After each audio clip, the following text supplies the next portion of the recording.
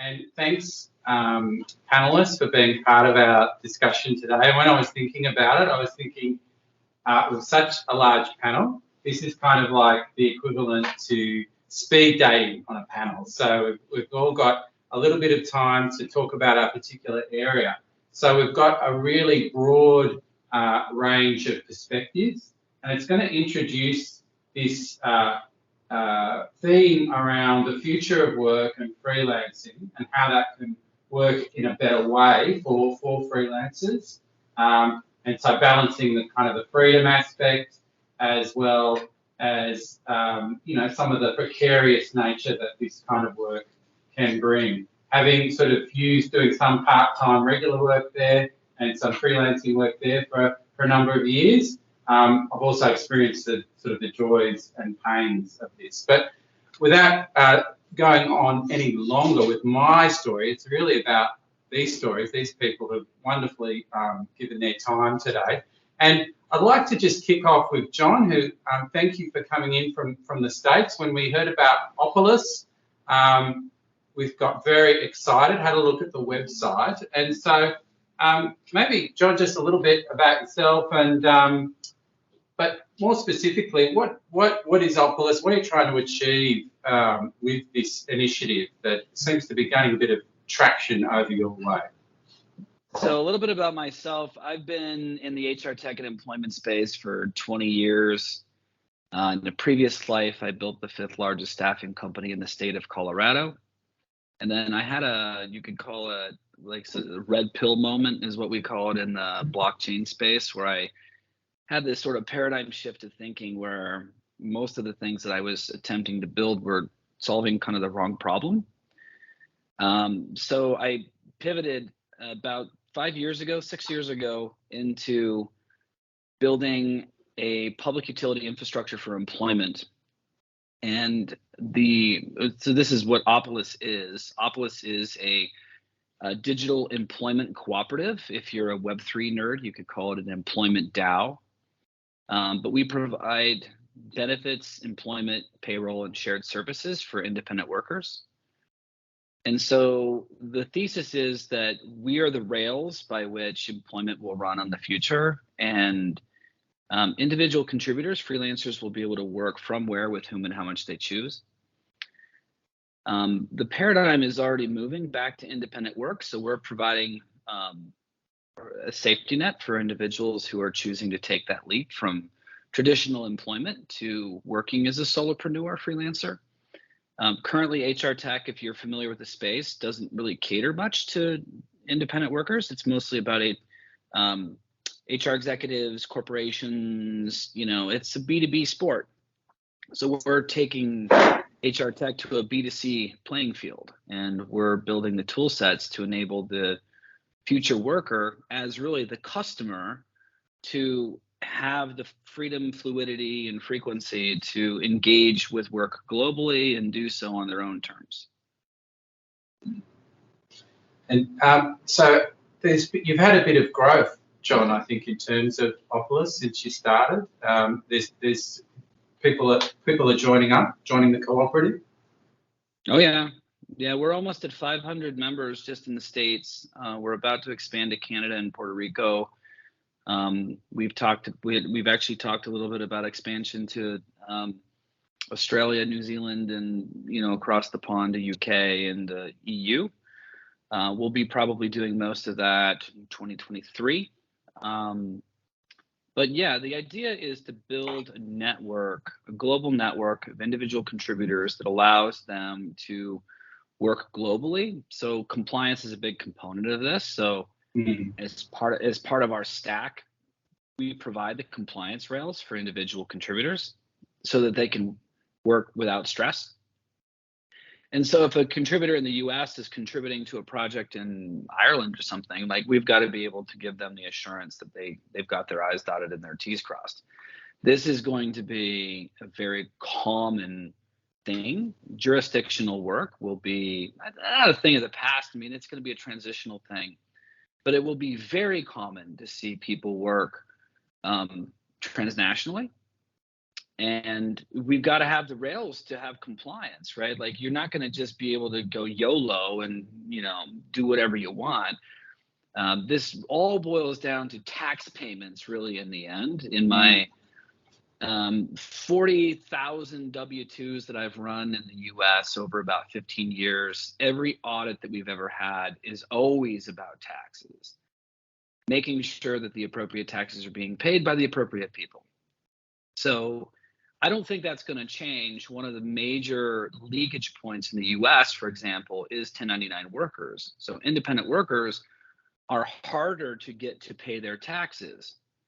So the states, for example, like the state of Colorado, who we've been partnering with on a few fronts, actually loves this, because it really, what we refer to as, professionalizes the independent worker and plugs them into a system that actually creates a process and a cadence around tax payments and normalcy for them, but also gets the taxes paid. So it's a win-win. So you could say it's a modernization of the way independent workers engage with their work, but at the same time, it creates a lot of cost savings, procurement arbitrage, and just efficiencies for the workers themselves. So there's actually a lot of incentive for them to want to participate. So it's not just it's not a one-sided coin. It's actually a very healthily balanced two-sided coin, and creating efficiencies for really all parties. Well, really, there's three.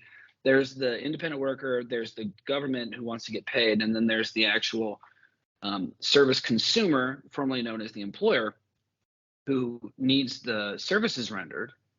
And all three of them are being, managed with respect to risk. So there's less risk for all parties. There's higher certainty of tax payments for the government. And then from a normalcy standpoint, it's actually creating a much easier path to independent work for people that want to pursue that. So do you think that the quality of work-life balance, those sorts of things, is that improved through that? Are you seeing that improve for people? Well, that's one of my entire, like, if you read our off-white paper about this, if you're curious to dive into some of the nerdery, you can find this at opolis.co in the footer in the section called Nerd Stuff, actually. So, but yes, it all boils down to incentives. So currently we have it's time-based incentives, right? People are, they're employed for the 40-hour standard work week, even if you're an exempt worker. And I'm talking in US terms right now, but a lot of this is common. You're going to get paid whether you work 10 hours or 40 hours, and there's not really incentives to be that efficient. When you have different game incentives, like productivity, like if I can do the same job in 10 hours that I could do in 40, I can get paid the same amount of money, but then I can move on to something else, and I have the freedom to do that. I can actually move more fluidly. Yeah. Now I have incentives to be more efficient. And then when people have the opportunity to align their time and talents with things of interest to them, and they're not just beholden to, from a risk standpoint, if you think about traditional employment, for the employee, it's kind of bad. I mean, you're putting all of your eggs in one basket. You've got to assign all of your time, all of your attention to one employer. And if that employer decides to just not hire you anymore and not pay you anymore, like in the US, where we have a lot of at-will laws that you can just be terminated at any time for any reason with or without notice. So there's no social contract of trust anymore. And this is becoming a global thing. I mean, there are some exceptions in Europe, but it's still bad incentives. It's not actually encouraging productivity. So what we think is having a support system, an egalitarian framework for employment that acts like a public utility that allows people to plug in, access resources, support, and cost arbitrage in ways that's meaningful to them. They'll have much better opportunity to align their time with projects of meaning to them. And that is a direct correlation to the fulfillment matrix, right? So if people's joy quotient is going to be increased, it's going to be based on them doing things that are important to them. It's not going to be just a mercenary or a means to an end kind of employment relationship anymore. People are going to have choice. Mm-hmm. And that also creates good incentive for employers to actually create work that's interesting and not just, you know, plugging holes, because they won't be able to compete for talent if they don't have a really solidly laid purpose around the work that they're offering. Yeah. So I do think that productivity goes up a lot. And I think but let's put it this way, when engagement goes up, joy goes up. And when joy goes up, productivity goes up. And when productivity goes up, GDP goes up. And we have a rising tide situation systemically. So we believe that employment needs to fundamentally shift from a corporate controlled sport to one that individuals can maintain on their own. Yeah. But they can't do it on their own. They can be in business for themselves, but they just can't do it by themselves. So we think that there needs to be this public utility infrastructure to support it, which is why we built Opolis. Yeah, John, that's a great rundown of what you're trying to achieve, and I think that's the point today, is to really talk about getting a bit more joy, spreading the joy, having less pain. In terms of sort of that kind of line of thought, I thought it'd be good to hear from you next, Rebecca, in terms of, we've heard a little bit about Opolis in the US context, and just sort of bringing that to the Australian context and your own work as a freelancer, a little bit about the joys and pains, and what are the real needs that need to be addressed, you know, just coming out of your own experience. Yeah, absolutely. Thank you, Antony, and thank you, John, for that interesting rundown. I'm very curious about this Opolis system. I thought there's a lot of expertise represented in the room, so I thought I might actually talk about something I'm very good at, which is being a freelancer, which I have been for quite a long time. So I'm a Freelance Illustrator right now, have been for about 3 years building up my portfolio, but I started my first freelance business as a copywriter in 2006, so I've been doing this for quite some time. And I just wanted to share, you know, how I have gone through many ups and downs over this time. And I started my business through the NEES scheme, through RMIT actually, which very much marketed themselves as specialists in creative businesses, and they did a fantastic job of helping me get on my feet. And I did what was recommended to every freelancer, which is take on as much work as you possibly can, say yes to absolutely everything, do it dementedly, do it often, and that's what I did. And for years and years and years, I had a lot of trouble with all sorts of different people because I was the yes person instead of the no or maybe person. And basically, I was having just such a hard time in my business, and people were like, why would you be a freelancer if it does not spark joy and that sort of thing? And I'm like, absolutely right. And it took me a long time to realise I had to come full circle and put everything on kind of my terms as a freelancer. And I fired all the terrible clients, kept the good ones, and said, from this point on, I'm only going to engage with these certain types of people, which I had to identify what were the red flags and what were the green flags. And I think they were presuming that I was on a certain level, and I was also presuming that they understood what a freelancer was. So I sat down and improved all my business processes, and I said, this is 100% my task to educate them about what a freelancer is, what they do, and what my skills are, and what I can do for their business, which I had been doing all along. But they were sort of treating me kind of like a colleague, or a kind of, you know, this very strange random woman who's come stroll into their business talking about all this sorts of stuff. And it took quite a while to make that shift. And then after I said I'm only dealing with good people, it doesn't matter what the industry is or what they do, I identified what those certain markers were, and all of a sudden my life became much easier, much more enjoyable. I liked my business again. I liked what I was doing.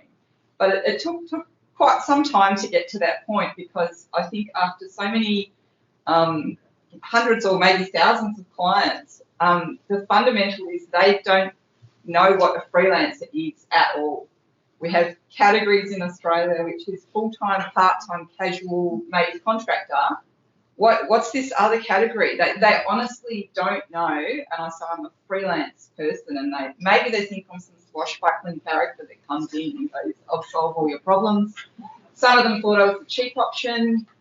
A lot of people said I don't have time when I was a copywriter. I don't have time to write this. And I'm like, that's a very hard sell for me, because I've got a good skill here that I can offer you, and one I've spent a lot of time developing. So that's like a fundamental thing. So in terms of like a wonderful platform like Opolis, I think there are a number of platforms across Australia. Yeah. How am I going to time it? No, you're fine. Okay. There's a lot of things, much smaller things catering to freelancers to help and support. There's a lot of very average kind of portfolio sites that want you to pay money. This is talking as an illustrator now, but do absolutely zero for me. There's agencies that either do nothing or are not interested. There's a great support network on Facebook called Freelance Jungle, and that's probably the most helpful thing to me as a freelancer in offering very specific advice that's tailored to all sorts of people in my position. But this kind of much more advanced kind of platform like Opolis sounds absolutely wonderful to me, but I'm not quite sure that our market has enough maturity yet in Australia. That's interesting. And in terms of the fact I will still walk in and say I'm a freelance illustrator, and people, they really don't have any framework or anything from which to start. So I'm still educating my clients, and now as an illustrator there's copyright issues and licensing issues and so on, which is a whole other little education platform I need to run on top of, the fact that I run a business, and I think, me saying, hey, I've got bills to pay is not a great way to start with a new client. I've got to say, I can solve your problem, I can do this, this and this. And then the whole concept of being a small business owner or sole trader, I have to do a lot of education around that. And some people it works and some people it doesn't. Yeah. So I think in terms of our Australian marketplace, we need to be more advanced in these terms of these categories of full-time, part-time, freelancer and that sort of person is a legitimate category. And that's what I'd like to see more is education engagement. I don't know if it's employment law, I don't know if it's unions. I don't have many answers around that. That's what I thought I'd share. Yeah, we're asking we're getting the good questions out there, and I can see from two parts of what you're talking about is that, and I totally, the warning signs, I understand exactly what you're saying, one of those ones where people just keep on wanting to have discussions, but they try to get a lot of free information. Yeah. So that's kind of the peer thing, where people talk to each other, can give each other advice about what the warning signs are. And then there's the infrastructure side of things of making life easier. So those are some of the things. Yeah. Thank you, Rebecca. That was a great rundown from actual coalface experience. So we're going from coalface experience through to a researcher, Julian, who's done some research around how to build organising autonomous, authentic and creative labour amid a community of workers, which is exactly, we're talking about freelancers often on their own, possibly working in a community with each other that's meaningful, that's mutually beneficial. So, Julian, feel free to take that any which way you'd like. That's a polite stuff. Hi, everybody. I hope you can hear me okay. It's funny, Antony, I said, where did you get this line about authentic creative labor? And he said, I found it on something you'd written at the bottom of a paper, right? So I was like, I can come at this from a few angles. I mean, one, I was a gig worker. I was a musician, actually, before I got into academia, so original gig workers. And then I worked as a effectively self-employed consultant. And where Antony and I first met was in one of the early co-working spaces in Melbourne called Hub Melbourne.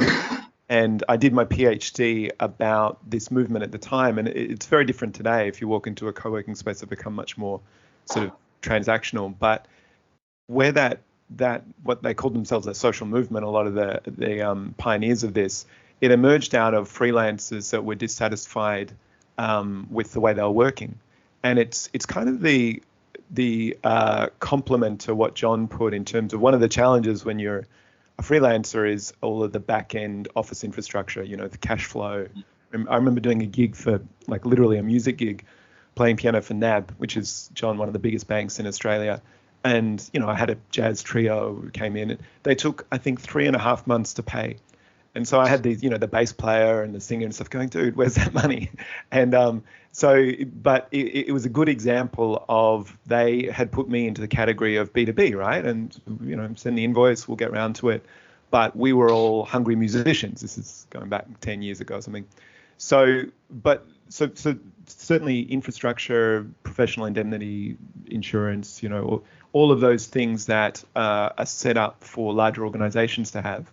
And when you're a soloist, you don't know about those things, and they're very expensive to manage on your own. But there's this other dimension too that organizations provide, which is colleagues and a place to learn, a place to have kind of human moments at work. In the best sense, the best organization, some sense of community, right? And I think what a lot of us are doing in work, perhaps in life, is trying to maximize this tension between your individual autonomy, your sense of freedom of what you can do.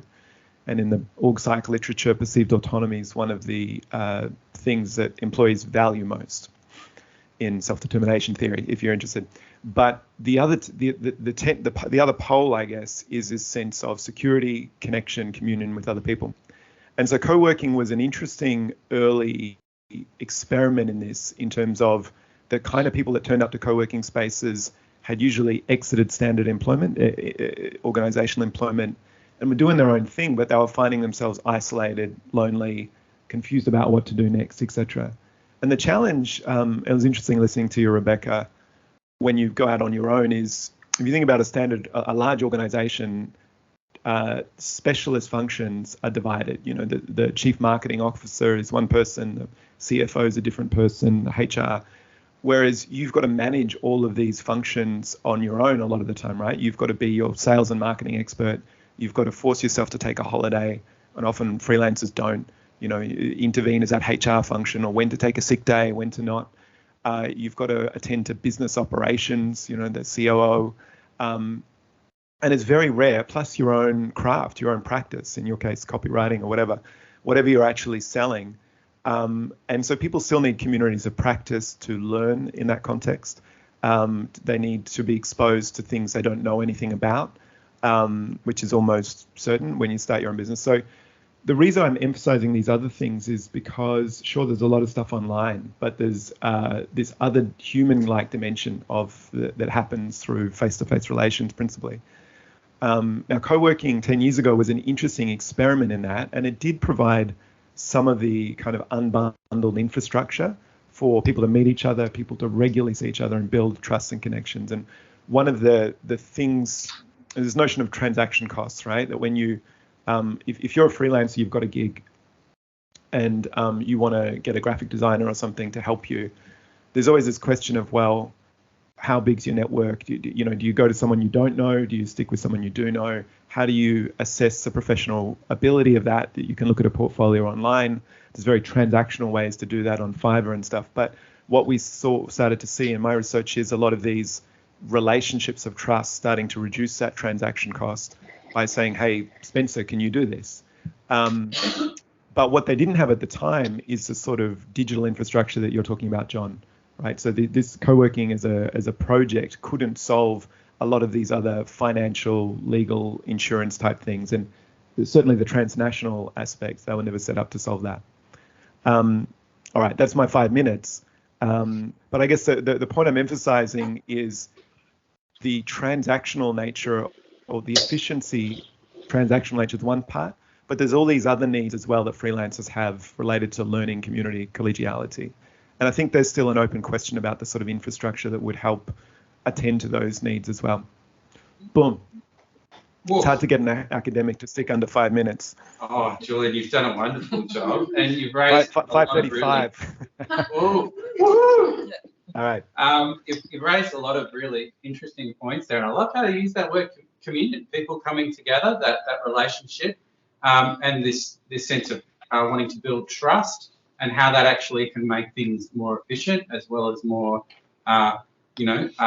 beneficial and a bit of joy there. So you've opened up a number of themes for us there, and I'm just wanting to move on from those themes over to Godfrey Moase, who, so as a unionist, you've co-founded a cooperative called CoPower, which is going from strength to strength and features lots of really interesting things like participatory budget and decision making. But you've also had experience as a unionist around, use of platforms, the joys and pains in this space. So if you have any comments about the use of platforms within unionism or within work more generally, love to hear it. Thanks, Antony. And it's challenging to get an academic to talk for less than 5 minutes. It's probably more challenging to get a union official to talk for under 5 minutes. But I'll do my best. I think my experience at the United Workers Union and in co-founding CoPower leads to kind of two sides of the same coin when it comes to the question around workers, organising and platforms. But the two approaches that I want to touch on is what do digital platforms mean for unions today? And two, and by far the most important one, is what do digital platforms mean for workers? And just in terms of the mental model that I bring to this, I very much subscribe through hard learning that oftentimes as a society we can lose our minds a bit when something's like digital and forget a whole lot of hard learned lessons. And I think a really apparent use case of that is a lot of lessons about the problems of private currency in the 19th century. Now, because there's this like digital cryptocurrency, a lot of people are like, oh, it's fantastic, it's new, and it really wasn't, and it's ending up with much the same results with that time. So what does that mean in terms of platforms and workers? It's we can often get distracted by the platform as the new and shiny thing, but really it's not about the platform, it is about the social relationships that surround that platform and can often pre-exist, can be transformed or enhanced by the platform. And so it always comes down to relationships between people and what that means. And so workers, generally platforms can give us opportunities to organise, and also are threats in terms of our existing abilities to make a living. And the two kind of opportunity and threat go together. And the threat is, in terms of corporate control platforms, is really it's an intensification of a process that had already begun, where corporations try to make a profit not from the employment relationship per se, whatever that looks like as an independent contractor or an employee, but out of the employment relationship. So from making money from the platform or the labour hire company. And sometimes there is a role for that, but oftentimes that can also lead to more intense exploitation, right? Whereas building and owning the platform is a way of, another way of organising. And really, it might seem newfangled, but it goes back to the very beginning of the trade union movement, of the labour movement, whereas artisans, craft guilds, it was the freelancers that gave birth to the trade union movement, as we know, trying to deal with this new corporate form of organising. And how do we deal with it? Because we've traditionally had control and agency over our labour. And so that is an avenue for further organisation. I don't really regard it as like suddenly this completely new thing or a threat to the trade union movement or any nonsense like that. And I think the connection between what this means for unions and what this means for workers is this. Digital platforms, as far as union organisation go, we've wasted a lot of hard lessons being like, oh, this replaces the need to organise, or we don't need to organise anymore. And that's generally, well, that's all. I've never known an organising campaign where that wasn't the case. That digital platforms, whether it's stuff that we can own within the broader labour movement or whether it's corporate platforms and what we can use and pick, they are only useful insofar as they assist with the hard yards of actually organising, actually speaking with people. So they can be useful in finding leaders, be useful in helping people connect, but it's no replacement for the actual relationships that we need to have with people to organise. There's no shortcuts from that organising end. And so in our union, United Workers Union, the most successful organising campaign that we have at the moment, our farm workers, effectively they've gone from 0 to over 5,000 union members, gone from a completely black market, hyper-exploited industry to starting to regularise that, workers winning 10% wages with temporary migrant labour as well. It's just been completely off platforms. They do door knocking people's homes and doing all that sort of stuff. And stuff that we've tried digitally just has got some wins but hasn't built yet. That because we haven't mastered yet the art of union about how do we use digital platforms to organise in the real world, as opposed to just using a digital platform for a substitute for organising. And so those two kind of go together. It's just keeping in mind that it's about relationships between people at the end of the day. And there's no, a worker is a worker. And with union organising, the final thing I'd finish off on is this. The legal categories of employment, we often go, oh, well, employees, that means union. Freelancers, that means non-union. Those legal categories of employment really emerged from the struggles of artisan labour early on and then employees. So we just have to apply the values of self-determination, solidarity, mutual assistance in the context that we find and not get too caught up in the real, in the details or the technology, but how do we use that for relationships between people. Just what you're saying reminds me of the electorate of Cohen, which has just had a change in terms of who the rep is federally, and yeah, it was an amazing kind of grassroots, the most amount of doors that have ever been knocked in any electorate. So and when they knocked on the door, they didn't say, "This is what we can do for you." They asked, "What can we do? What can we do for you?" Rather than, you know, this is our plan, and do you want to support us? And at the same time, they had incredible digital infrastructure and tracking and a whole bunch of things to make all of those relationships gel and to manage them. So there's that kind of a dialogue between those two pieces of technology. So last but not least, Maize, you've started Union for Game Workers, Yes. Many of whom are freelancers.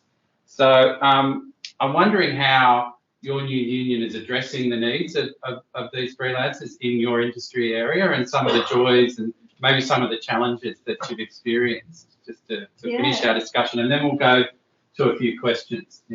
Yeah, so the games industry in Australia is surveyed to be between 1,500 and 2,000 people, full-time equivalents in total. So it's pretty small here. And that's across a whole lot of surveys that we try and look at, how, whether they're from employer groups or from Facebook groups or anything like that. And half of those are contractors. Whether they're freelancers or on sham contracts is a little unclear, but we're working on figuring that out. But that has also meant, you know, in Australia, when you start a union, you have to have 1,000 members. And for us, we had a bit over 400 in our community, so, you know, pretty good, but still not enough to just start our own, which is why we partnered with Professionals Australia, who have their engineers and software developers, pharmacists, translators and interpreters. And that way we're kind of entering a few communities, you know, the Community of Professionals Australia, as well as wider union community in Australia. You know, we have people who work for Uwu working with us as well. I don't know if anyone, does anyone say Uwu? Because we say that a lot. Yeah, it's we say thing to say. Might have been semi-deliberate. It's fun. And I guess between Tim Colwell, who's the co-convener, and I've been freelancing for 10 years now, a bit over 10 years, and Tim and I work mostly in indie games, but all the way up a little bit to big Hollywood budget AAA games. And he's come mostly from AAA and then gone into journalism a bit as well. And what being co-conveners allows us to do is make sure that whenever we're doing initiatives, we are constantly looking at the full breadth of what a worker's life looks like. You know, we're looking at freelancers to employees. Yeah. And let me look at my notes, because I'm used to doing everything in front of a computer and having my notes there. We've gone old school today. Yeah. And so with our negotiations with Professionals Australia, we were getting that real legal union backing, but also what people get as members. It was like, all right, so employees, if they pay this amount, then they get these kinds of contract reviews and things like that, but we've gated off business to business or, you know, freelancers behind this. That doesn't work for us because we're half freelancers, you know, so really pushing the union to make sure that the freelancers are on an equal footing to employees. Same with professional indemnity, it's something that they have for engineers. And then we're also making sure that the different insurance places that they work with are covering the games industry as well, and making sure that the insurance people know what our risks are. You know, sometimes it's a convention, you know, that's public liability insurance, and sometimes it's, you know, my desk broke or I've got back problems or something, you know, things like that. And IP is a massive issue as well for us. You know, I'm a musician. My IP is very complicated. So is writers. So now studios are using NFTs, which our membership is generally pretty against. It really adds a lot of instability into studios' income, crypto and NFTs at the moment. So it's not something that workers tend to support. But you know, we do what our members are interested in. But yeah, so we have these IP workshops. We also have small business workshops because in Australia, the games industry, sometimes the studio is 3 people, sometimes it's 200 people. And those 3 people studios, perhaps they should be co-ops, you know? So we also work with Co-op Federation, and we work with different co-ops in Victoria as well, like Earth Workers and things like that, to figure out, you know, what does a co-op look like for a game studio? You know, it's kind of publishing, it's kind of not publishing. You spend a lot of money to maybe make money at the end, and that kind of thing, which is, everyone has kind of touched on these weird issues that freelancers can have, and tax, again, is one of them. A game worker, we have our regular income, but then the game releases, we all get revenue share, suddenly you're sitting on a massive amount of income. How, like, just once though. So how does that factor into your tax and all of that? So I think that's a great rundown. I know, it's listed a whole lot of stuff. No, these are all important issues. But one quick thing before we jump to a question, just quickly. You used a term which I think is very important earlier on. You mentioned something called sham contracts. If you just quickly unpack that, and then I'll throw to a few questions. So a sham contract is where you're being treated like an employee. So you are on call, you know, people think they've constantly got a right to your time, trying to talk to you about things all the time. They dictate how long you're meant to take, you know. John was saying it's not up to an employer whether you take 40 hours or 10 hours, it's up to you as your small business owner. And we get a lot of employers trying to say, oh, you're a contractor, I don't need to give you super, I can allow you to sign away your super. I don't need to give you holidays or anything like that. I don't need to give you notice. You're not entitled to any of these things, but I'm still going to, like, be really micromanage you and be really specific about it. So you're not getting the best of both worlds. No, you're getting the worst of both worlds. And we're trying to get the best of both worlds through cooperation. Loving how you're bringing that in. and the freedom that people have individually. So it's been an amazing conversation hearing all of these perspectives. But we've got a little bit more time just to maybe have one or two questions from the floor. And then there is food also here, and there is the ability for those that wish to stay and have a bit of a chat. There's also that opportunity as well. But heard from some really interesting perspectives from our panellists. If anyone would like to ask a question and maybe address that either just generally or to a particular panellist that you've heard from. I don't have a question so much as a comment. Just in something Rebecca said, I think I'm a development partner with Forward, but I've also done a lot of freelancing and kind of independent work. And I think there's always this real tension, and I think it's around your mindset. Are you a freelancer and you provide your time for a fee, or you are a micro business operator and you provide a service, for a fee, and however many hours that takes. And I think sometimes people sit in different mindsets, but the thing, and it, changes the way you kind of set up relationships with people and you provide your services. But one of the things that you said is sometimes people would treat me like a colleague. And I thought that was really interesting because I think, and that kind of goes to this core of the type of relationship that you are. So, for example, in the games industry, like, yeah, you're a freelancer, we want you for a week, or I've seen lots in advertising studios and creative studios. We need someone to hit the ground running for the whole week. And we're going to give you a whole bunch of different work to do, and we're going to pay you for the hour, for the hour. So to me, that is kind of like a freelancer model, like a casual. You're basically a casual for the week. Yeah, that's it. And so then there is a dynamic because you're on site, you are a colleague, but then in other times, maybe you're providing a service. So here's a package of work. Anyway, so it's not a question so much, just a comment around, I think, some of the language and the way, way we set up. And it's very tentative, and those early discussions that you have can really set up what that might mean. Absolutely. You can say, this is my project fee, but if we go over and above that, here's my hourly fee. Generally not such a great way to proceed with something. Because they go, what is this hourly fee?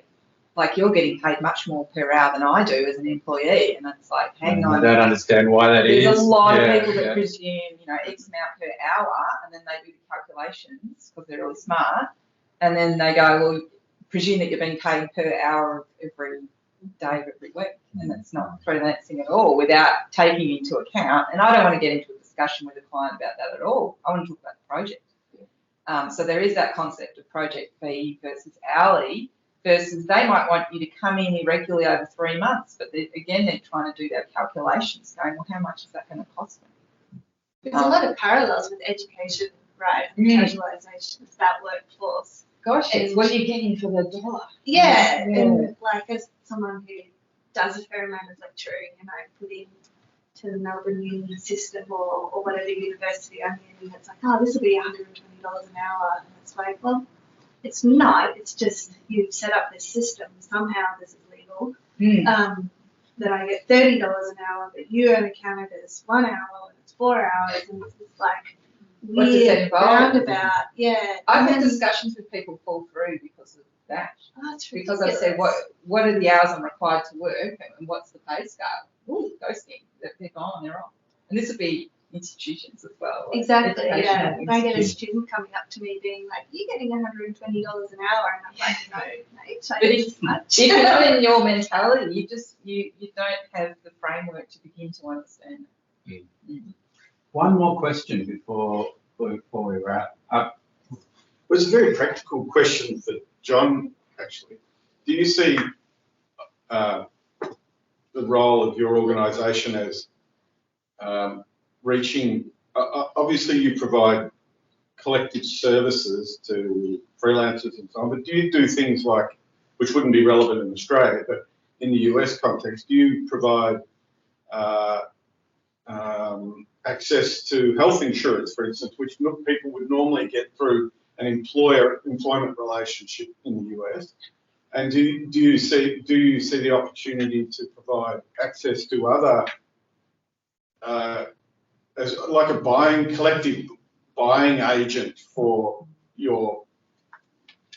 freelancers and so on, or maybe even helping them to collectively purchase electricity or something like that? They could they could use for their offices, their home office, whatever. Still on mute. John, you're on mute. You're on mute, John. So this is where I think the understanding of Web3 is really important, because what Web3 really represents is a user-owned and controlled internet future. And it's not just about the internet, it's about these organizations. So our community is owned by its members. Our legal framework is a cooperative. It's registered in the state of Colorado. We're open to international membership. And there's all sorts of really cool compliance things that work there. But essentially, yes, I mean, in the US, we're able to save people because we offer group healthcare insurance. We're able to save people between 20 and 50% off what the state exchanges are charging them. Because the Obamacare framework is just a travesty as far as execution goes. It's just terrible. It's anything but the Affordable Care Act. It's the Unaffordable Care Act and how I describe it. But we've created a new system that basically allows for procurement arbitrage on a mass scale. So whether it's, I mean, it could be home loans, home financing, it could be business risk insurance, it could be phone plans, it could be electricity, it could be automobiles, it could be anything. At scale, our community can negotiate whatever purchasing arrangements it wants because it's community owned. It's not about one particular thing. It's not a credit union just involved in banking. It's a platform that allows people to engage with different aspects of their commercial lives in a much more fluid, autonomous, self-sovereign way. So Web3 is a sport, you know, forget the tools for a second, but the concept of Web3, in my opinion, is synonymous with the future of work. The tool sets of Web3 are the enablers that actually make this new framework happen. So one of the other panelists was talking about this relationship paradigm, and that's entirely correct. Web3 enables the shift of the relationship from a traditional corp to employee type of subjugated and paternalistic employment to something more mutualistic, which is really the concept of co-ops to begin with. If you look back at the history and the social anthropology of co-ops and guilds and unionized labor, it's about creating mutuality, reciprocity in commercial relationships. Well, traditional employment hasn't really done that, and we've had there's so much friction between the incentives of both parties that we haven't been able to align it. Well, this is a next generation way of doing those kinds of things, but in a vertically integrated way. So absolutely, I mean, we're doing this right now. We're primarily focused in the US, but as I mentioned earlier, we're expanding, and we will be, you know, the goal is to be in 185 jurisdictions and countries within 2 years. But the amount of money and the quality of products that we can offer people is, so we save people money and give them better products. And we can do this in a way that's controlled by the membership. So it's not, you know, just some service provider, some third-party intermediary making a buck off their involvement. It's actually something that they have interest in as well. I mean, I don't have time to get into the tokenization of communities, but that's a whole nother paradigm that's coming down the pipe that's going to fundamentally change the concept of ownership. Ooh, we could just talk for a lot longer. But what I'm getting is we're talking about mutuality. We're talking about relationships coming first and then the tech being the tools. And so this is the start of a conversation. Yeah. This is the start of a conversation as part of what Forward here at RMIT is working on, which is the future of work. And so with that, I might hand back over to Pete, who introduced us in terms of Forward, to just close with a few comments. Well, yeah, thank you, Anthony, and thank you, John and Julian, for being here, and to all our panelists, everyone for coming along. What struck me was just how rich the conversation is and the complexity. There's so many elements here. There's the human side. There's the complications of tax, and then within all of that, you still need to run a business. You still need to hone your skills in whatever value you're providing. So there's so many dimensions to this. So like Anthony said, I think it's the beginning of a really rich conversation that we'd love to continue. There's a few QR codes around on the window and on the way out. The Co-operative Freelancers Society is this idea that Antony and I are working on. So there's our website where you can register your interest to keep in touch. And there's also just a short Google survey, Google Forms survey, where we've just got a few questions where we're just trying to hear more perspectives from freelancers. So if you'd be willing to fill those out, that'd be awesome. And then also for RMIT Forward, we're publishing all of our thinking on a Medium publication. So there's a link to that there, and we'd love it if you could, give us some feedback and thoughts on what we're thinking about and trying to progress here. So thanks everyone so much for coming along. There's heaps of food, so if you can hang around, please do. And we'd love to meet you all. Julian and John, thanks again for beaming in. We'll be in touch again soon. So thanks everyone. Thank you.